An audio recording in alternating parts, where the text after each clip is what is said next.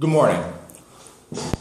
Yesterday I had mentioned that I was going to do a blog about friendship, another part of friendship, after hearing about Joan Rivers' passing, because I wanted to read for filth, specifically one friend that I've had some really deep-rooted issues with. However, after waking up this morning, doing my regular meditation, having breakfast, and processing everything that I discussed in the video that I taped last night, I decided not to post that video and I deleted it.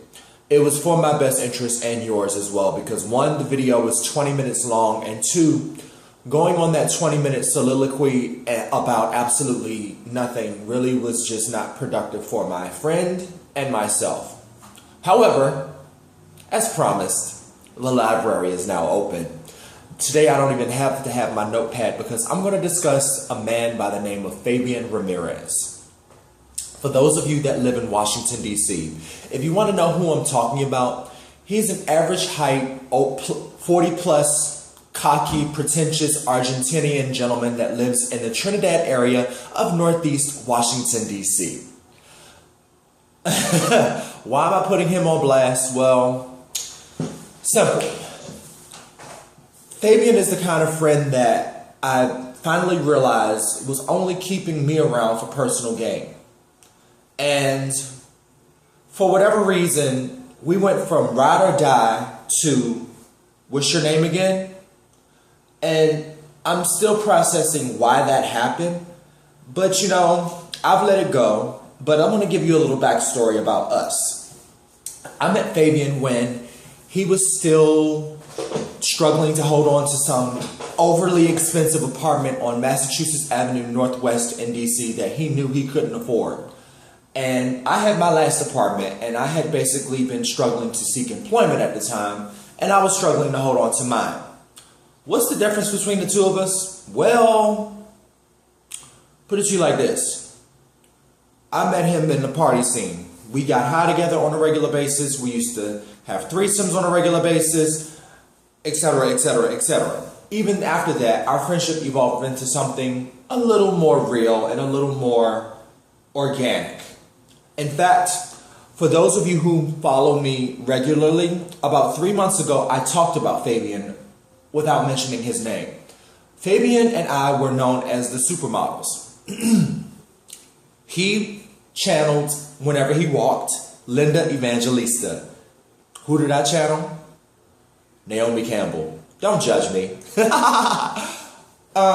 So whenever we walked with each other, whenever you saw one, you saw the other, and both of us usually would have earbuds in our ears, listening to a beat that would have us walking in our own unique way. Now, that was a good dynamic for a good solid 2 years. After that, I went through my own changes, which helped me get to the point where I am today. I had to stop getting high. I quit smoking. My skin improved.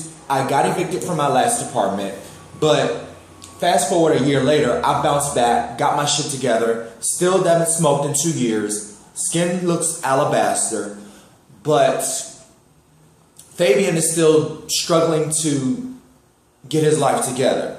Now, mind you, Fabian was at one point a fashion designer who had done fashion shows, worked with high fashion models, and was supposed to be doing things for himself. But apparently that was 18 years ago and a lifetime ago, because he's no longer designing, no longer doing fashion, no longer working with all of those high profile individuals. In fact, right now, if I remember correctly, he's walking dogs for a living.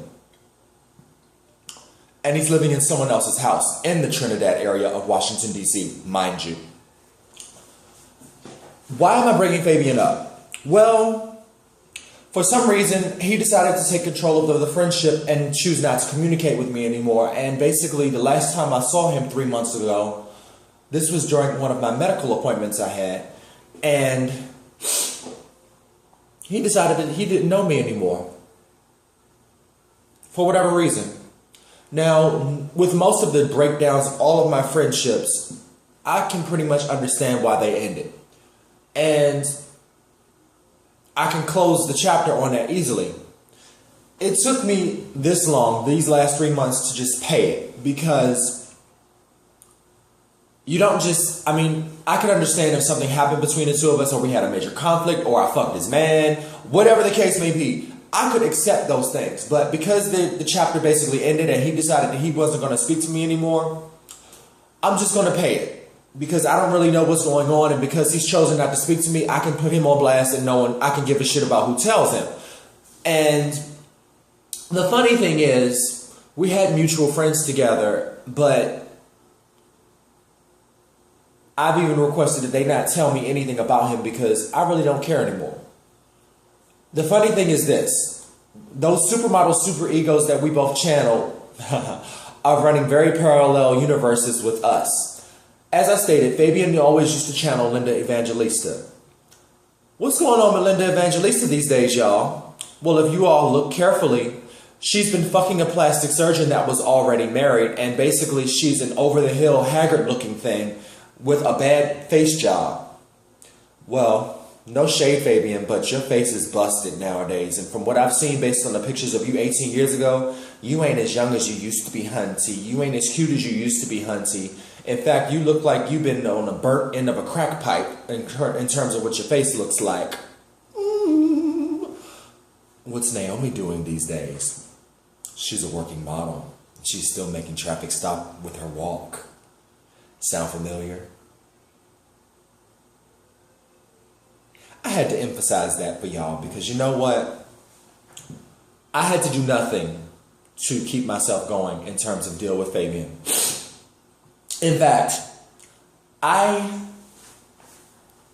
have gotten bigger and better since I stopped associating with you, Fabian. You know what's really fucked up? We had a good friendship going for quite some time, in and out of the drug scene. And I realized, some things have to come and go.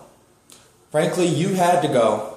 I'm sick of having to deal with some pretentious bitch that thinks that he is above any other minority in the District of Columbia, whom forgets that he is simply a minority, whom forgets that he is just some over-the-hill, haggard-looking thing with no real career or real career goals or real direction in his life because he's too busy trying to hang out in bars with one of the stars that really only see him as a personal gain association.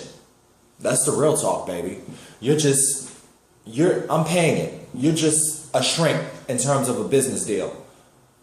In fact, thank you for showing me who you were. Because, you know, with friends like you, I don't need enemies. I don't need some ragged, talkative, loquacious bitch coming for me in the middle of a party scene where we're talking about one thing and you decide that you want to go into another situation.